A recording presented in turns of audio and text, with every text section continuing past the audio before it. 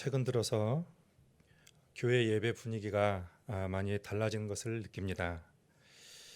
제가 이전과 다르다고 말씀드린 이유는 다른 이유가 아니라 마스크를 벗은 교인들의 얼굴을 볼 수 있어서 그렇습니다.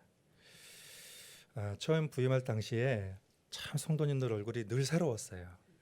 봐도 처음 보는 분 같고 봐도 처음 보는 것 같았습니다. 근데 지금은 이제 신방도 다니고 또 이제 마스크를 벗으면서 서로 이제 볼 수 있으니까 많이 좀 이제 익숙해져 가는 그런 느낌입니다.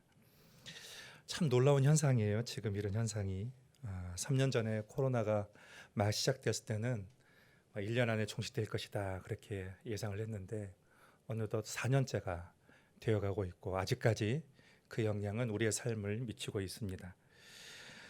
이전에 사회적 거리두기가 시행되면서 교회도 현장 예배를 드리지 못하고 많은 교회들이 온라인 예배로 바꿔서 드리기도 했습니다. 온라인 예배로 드릴 때에 교인들이 교회 많이 나오지 않고 그때 가장 큰 이슈가 뭐였냐면은 이 코로나 끝나고 현장 예배가 재개되면 과연 교인들은 얼마나 교회를 다시 나올 것인가 거기에 대한 질문이었습니다. 대부분 부정적으로 예견했습니다.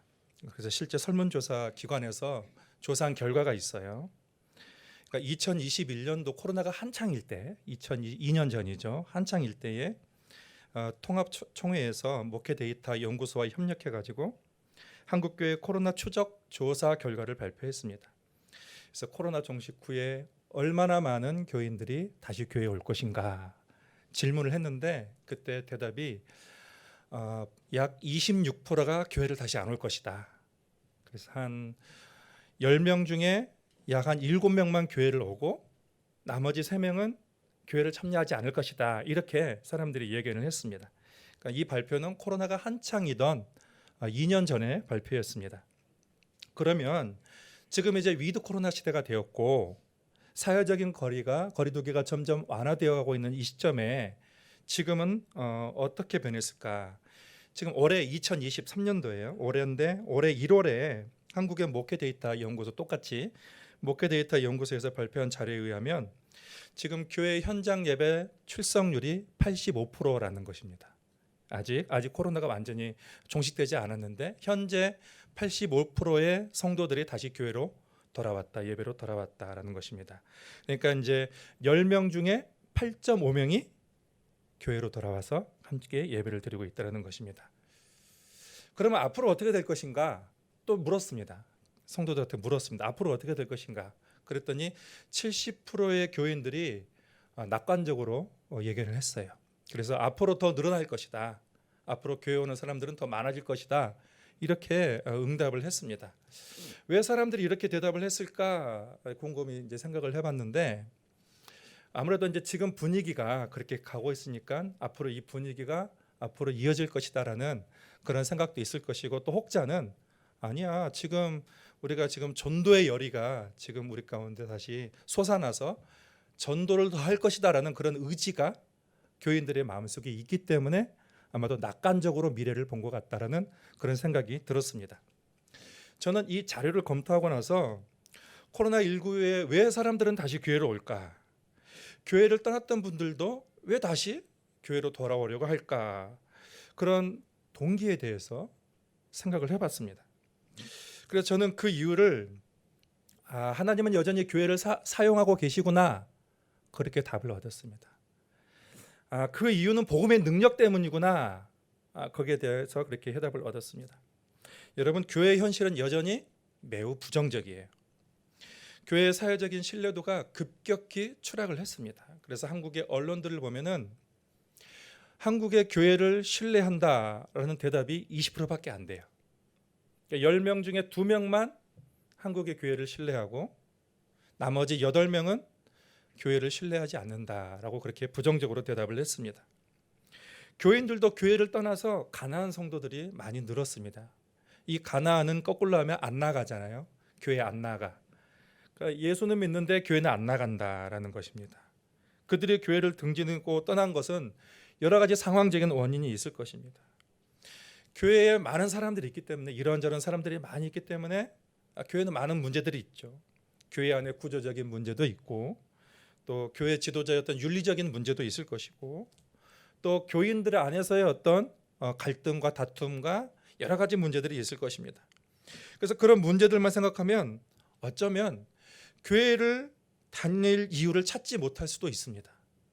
분명하게 교회를 다니지 않아야 될 그런 이유들이 있을 것입니다. 그런데도 최근 조사는 여전히 교회가 처한 부정적인 현실과는 조금 반대가 되는 결과가 나왔습니다.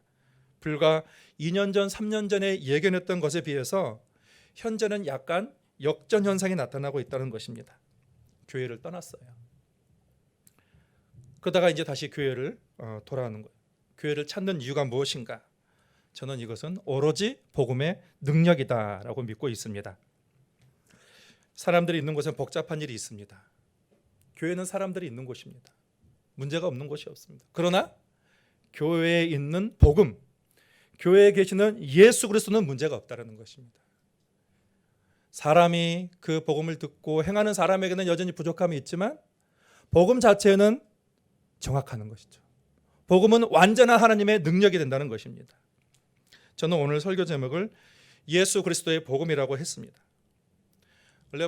원래 원제목은 하나님의 아들 예수 그리스도의 복음입니다. 근데 제가 신학교 다닐 때에 그 설교학 교수님이 설교학에 대해서 가르쳐 줄 때 여러 가지 방법을 배워요.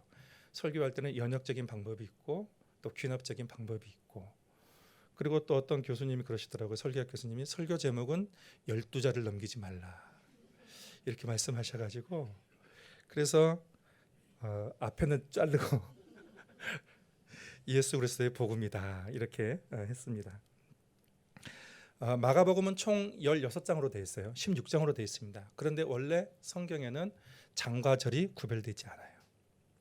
하나의 통으로 되어 있어요. 그래서 장과 절을 구별한 이유는 그 성경을 찾기 쉽고 또 기억하기 쉽게 하기 위해서 장과 절을 구별하지만 원래 우리는 성경을 읽을 때에 장과 절을 구별하지 않고 통으로 읽는 것이 성경을 이해하는 데 더 편합니다. 그래서 장과 절을 보는 것보다도 한 통으로 이것이 하나의 두루마기다, 하나의 책이다 이렇게 말씀이다 이렇게 보시면 도움이 될 것입니다. 성경에는 4개의 복음서가 있습니다. 마태복음, 마가복음, 누가복음, 요한복음이라는 그 복음서가 있습니다. 그 중에 가장 먼저 쓰여진 것이 마가복음, 우리가 같이 보는 그런 마가복음입니다. 그러니까 마가복음은 원자료예요. 원자료가 될 수가 있습니다. 마태복음과 누가복음이 마감보다 더 분량이 많은 것은 마가복음이라는 그 자료를 가지고 이제 신학적인 견해에 따라서 예수님의 행적과 말씀을 더 추가한 거예요. 더 추가했기 때문에 마태복음과 누가복음은 더 자료가 많고 그리고 마가복음은 다른 복음서에 비해서 더 내용이 적은 것입니다. 근데 마가복음을 기록한 저자는 1장 1절에서부터 내가 무엇에 대해서 얘기할 것인지를 분명하게 먼저 얘기를 하고 있습니다. 그것은 하나님의 아들 예수 그리스도의 복음의 시작이다라는 것입니다. 전통적인 견해에 의하면 이 마가복음은 주후 50년에서 70년 사이에 기록되어졌다 그렇게 알려져 있습니다. 그러니까 저자인 마가는 지금 이 마가복음을 기록하기 20년 전 또 40년 전에 존재했던 그 예수님에 대해서 그 기록들, 예수님의 또 행적들 그런 것을 듣고 또 자료를 수집해서 이 마가복음을 기록한 것입니다. 그런데 그 필요를 왜 느꼈을까? 마가는 왜 마가복음을 기록할 필요를 느꼈을까? 처음에 기독교는 다수의 종교가 아니고 아주 극소수의 종교였습니다. 그래서 예수님이 부활하고 승천하셨습니다. 그리고 복음이 그 이후에 복음의 근거지라고 할 수 있는 그 예루살렘 교회는 오순절 성령 강림 이후에 급성장을 했습니다. 그렇지만 그 복음은 그 예루살렘에 머물러 있었습니다. 그러다가 유대인들이 그리스도인들을 박해를 하게 되죠. 스데반이 순교를 하게 되면서 그것이 기폭제가 된 거예요. 기폭제가 돼가지고 사람들이 이제 예루살렘 밖으로 떠나게 된 것입니다. 그러면서 이제 복음이 확산되는 중요한 계기가 밖에 있었던 것이죠. 그래서 복음이 확산된 것입니다. 그래서 복음 확산의 제2의 물결을 일으킨 사람이 사도 바울이죠. 예수님을 믿는 사람들을 박해했다가 예수님을 만나고 나서 1차, 2차, 3차 전도여행을 통해서 아시아와 또 유럽까지 나가서 복음을 전하게 되었습니다. 그리고 나중에 세계 중심부라고 할 수 있는 로마까지 가서 복음을 전했습니다. 바울이 마지막으로 로마에 도착했을 때는 이미 거기에 교회들이 세워져 있었어요. 꽤 부흥되어 있었습니다. 그래서 이 사실은 이 바울 외에뿐만 아니라 다른 제자들도 이미 다른 곳에서 기록만 안 돼 있지 복음을 전했다는 사실을 알게 해준다는 것입니다. 처음에 로마 정부는 이방 종교에 대해서 관대한 정책을 취했습니다. 처음에는 기독교도 유대교의 한 분파로 여겼습니다. 그리고 합법적으로 보호를 받을 수가 있었습니다. 그러나 오래지 않아 로마는 기독교가 빠르게 확산되자 심하게 기독교를 박해하기 시작했습니다. 로마가 기독교를 박해한 원인은 몇 가지로 볼 수가 있습니다. 정치적인 원인으로는 기독교가 황배 숭배를 거절한다라는 그런 반역자라는 혐의를 씌운 것입니다. 사회적으로는 거룩을 중시하던 기독교인들이 당시의 이방 종교의 문화를 반영하고 있는 어떤 사회의 공동체, 그 생활에 함께 참여하지 않았습니다. 그리고 귀족 중심의 불평등한 사회 구조와 반대되는 그런 인간의 평등을 주장을 하게 되었습니다. 그리고 종교적인 원인으로는 하나님 외에 다른 신들을 숭배하지 않는 것을, 그 숭배하는 것을 전적으로 부인한 것에 대해서 이교도들이 미워했다는 것입니다. 특히 로마는 기독교인들이 이방신을 노엽게 했다. 그래서 여러 가지 재해들이 발생했다. 그래서 여러 가지 자연 재해들의 원인을 기독교에게 그 탓을 돌리게 된 것입니다. 이 밖에도 여러 가지 이유가 있습니다. 그런 여러 가지 이유로 기독교를 박해했습니다. 박해가 시작되면서 당시의 그리스도인들은 로마의 시민이었음에도 불구하고 그 시민권이 박탈되고 또 시민에게 부여된 모든 권리까지도 다 박탈되었습니다. 혜택에서 제외되었습니다. 그리스도인이라는 사실이 발각되기도 하면 그 모든 권리가 다 박탈될 뿐만 아니라 가장 무서운 죄목으로 거짓 고소를 당했습니다. 많은 사람이 원형 극장에서 짐승들의 밥이 되고 또 불에 던져져서 화형에 처해지기도 했습니다. 박해를 피해서 거처도 없이 유리방황하며 돌아다니고 어두컴컴하고 좁은 이 지하의 그 무덤에서 그 시체들과 함께 생활을 했습니다. 그들이 그렇게 된 이유는 단 하나예요. 예수 믿는다는 단 한 가지 이유였습니다. 그들의 고통은 그들의 가족과 또 가까운 이웃에까지 연좌되었습니다. 그들은 그들의 부모와 자녀와 친척과 그러한 고난 속에서 그들은 질문을 던져야 했어요. 나는 왜 지금 이러한 일을 당하고 있는가? 나는 왜 이러한 고생을 하면서 여전히 참아야 했을까? 그런 질문을 던진 거예요. 그래서 늘 그들은 지금 예수 그는 누구인가? 질문을 해야 됐습니다. 그래서 이 질문에 대한 답을 얻어야 됐습니다. 그래야만 그들이 겪는 수모와 고난과 시련을 견뎌야 할 의미와 힘을 얻을 수 있었습니다. 그런 고통의 시간들 하루하루를 견뎌내면서 그 질문에 대한 해답을 얻어야만 했습니다. 그래서 이 문제는 그들의 삶과 운명을 결정하는 그들에게 있어서 아주 중대한 문제였습니다. 지금의 버티기 힘겨운 시간들을 계속 견디면서까지 예수에게 내 인생을 걸 것인가? 아니면 지금이라도 내 믿음을 포기하고 과거에 편안했던 일상으로 돌아갈 것인가? 늘 선택해야 되는 그러한 고민의 연속이었어요. 그들은 예수님은 누구인가라는 질문에 대한 해답에 자신들의 인생과 행복과 운명을 걸었습니다. 그래서 마가복음 저자는 그토록 힘든 순간을 지내고 있는 그러한 그리스도인들에게 하나님의 아들 예수 그리스도의 복음의 시작이다 라면서 선언하고 있는 것입니다. 마가는 마치 이렇게 얘기하고 있는 것 같아요. 당신들이 지금 믿고 있는 예수님, 그분은 하나님이십니다. 당신들은 지금 잘 바른 길로 가고 있습니다. 그러니 끝까지 포기하지 마시고 믿음을 지키시길 바랍니다. 이렇게 말씀하고 있는 것 같습니다. 그는 그리스도인들의 믿음을 바로 세우고 그 믿음을 더욱 견고하게 하고자 예수님이 누구신지를 마가복음 전체를 통해서 기록을 하고 있습니다. 그래서 계속되는 마가복음의 이야기 보면은 예수님은 누구인가라는 질문이 계속되고 있어요. 사람들을 통해서 또 예수님 통해서 예수는 누구인가 이 마가복음 전체를 통해서 그 질문이 계속해서 반복되고 있으며 그리고 그들의 입술을 통해서 또 예수가 누구인가를 증거를 하고 있습니다. 그래서 보면은 마가복음 1장 21절에부터 보면은 예수님이 가버나움에서 더러운 귀신을 쫓아내는 그런 이야기가 나갑니다. 그때 사람들이 물어요. 어찌 됨이냐? 권위 있는 새 교훈이다. 그는 누구인가? 과연 그는 누구인가? 물어요. 그 다음에 또 다음에 보면은 많은 병자를 고치시고 또 귀신을 쫓아냈을 때도 저가 누길래 이런 얘기를 하는가? 계속해서 이 사람들의 입을 빌려서 이 마가는 예수님은 누구인가라는 질문을 계속해서 사람들에게 던지고 있습니다. 예수는 누구인가? 우리에게 예수는 누구인가? 나에게 예수는 누구인가? 중풍병자를 고치고 내 죄사함을 받았느니라라고 말했을 때에 그가 누구이기에 신성모독을 하는가? 참남하도다 라면서 당신이 누구인가? 그러면서 계속해서 사람들에게 질문을 하고 있습니다. 마가복음 8장에서는 예수님이 직접 물어요. 사람들이 나를 누구라 하느냐? 더러는 엘리야, 더러는 선지자 중에 하나이다.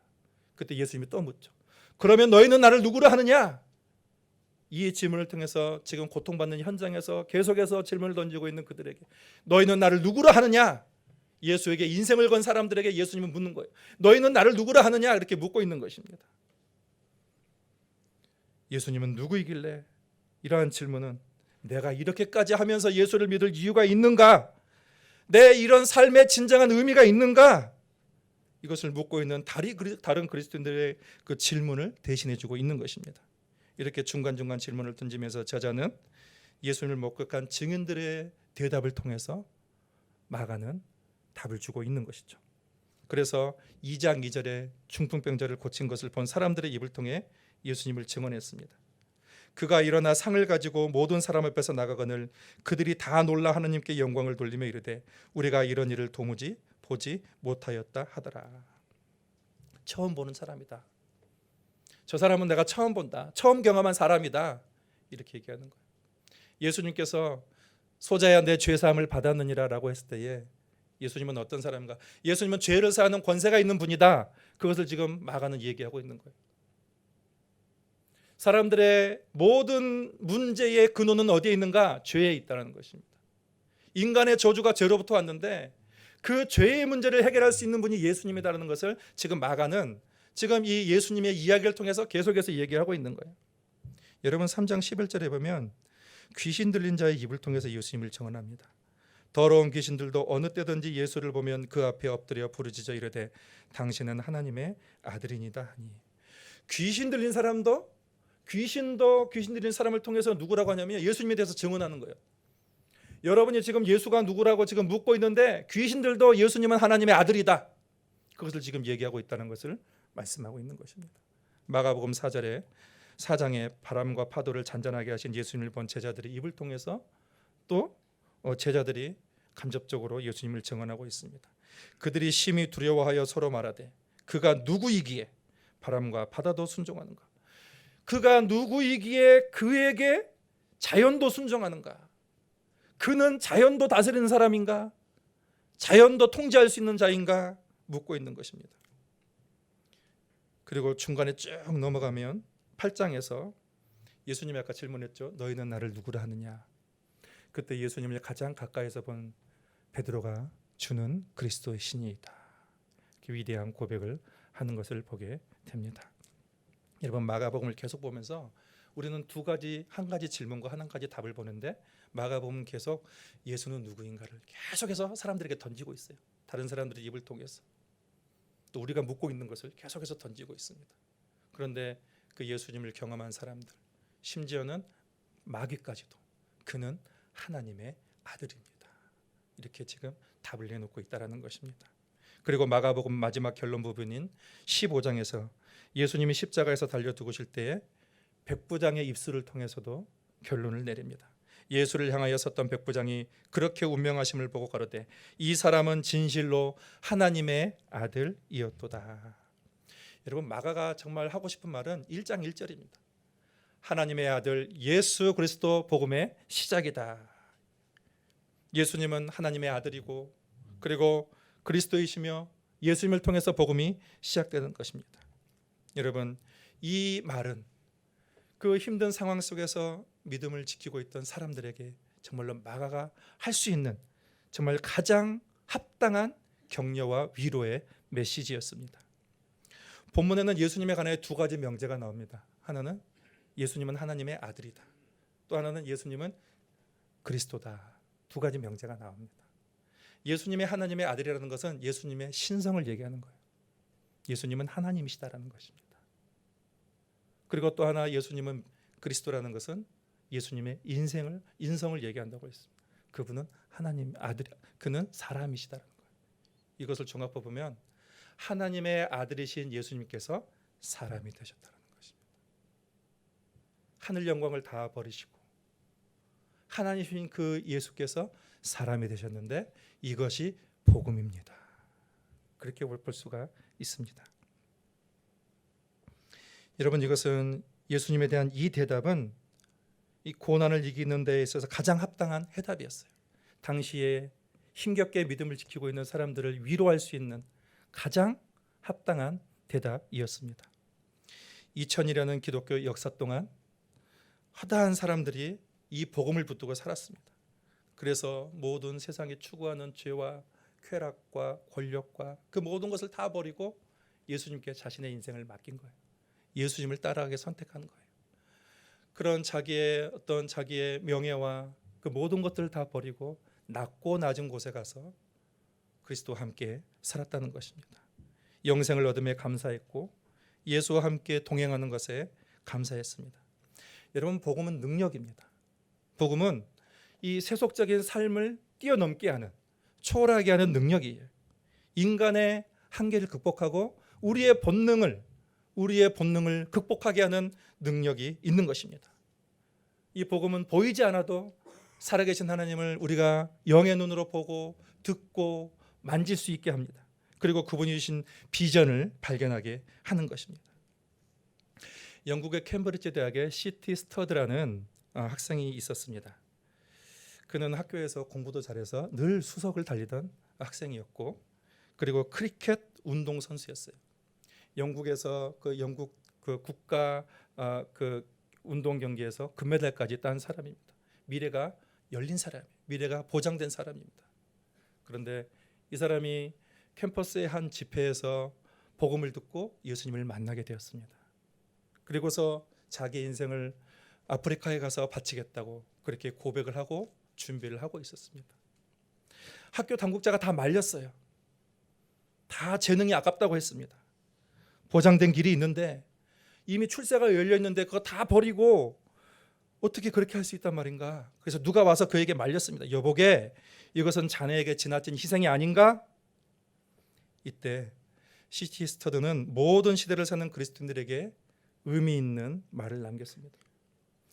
하나님의 아들 예수 그리스도가 이 땅에 오셔서 나를 위해, 정말 그분이 나를 구원하시기 위해서 인간이 되셔서 십자가에 달려 돌아가셨다면, 그것이 사실이라면 내가 그를 위해서 바치는 희생은 그 어떤 것도 지나친 희생일 수가 없습니다. 예수가 정말 하나님이시고 그분이 정말 인간이시고 그분이 정말 나를 위해 십자가에 달려 돌아가셨다면 내가 그분을 위해서 무엇을 바쳐도 그것은 아깝지 않습니다라는 그런 위대한 대답을 그는 남겼습니다.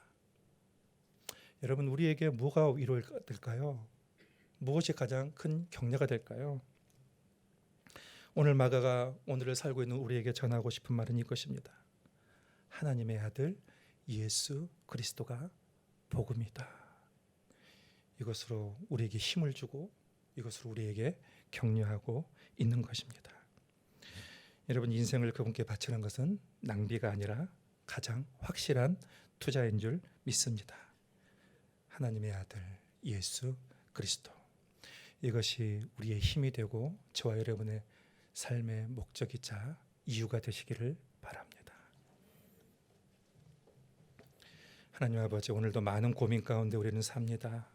무엇을 바라보고 살아야 되는지, 우리가 이 힘든 현실을 무엇을 바라보고 왜 겪어내야 하는지, 그런 많은 질문 가운데 하나님께서는 마가복음을 통하여서 오늘 우리에게 하나님의 아들 예수 그리스도 복음, 그것을 통해서 우리에게 비전을 주시고 살아갈 이유를 주시고 또 목적을 주신 것을 인하여 감사드립니다.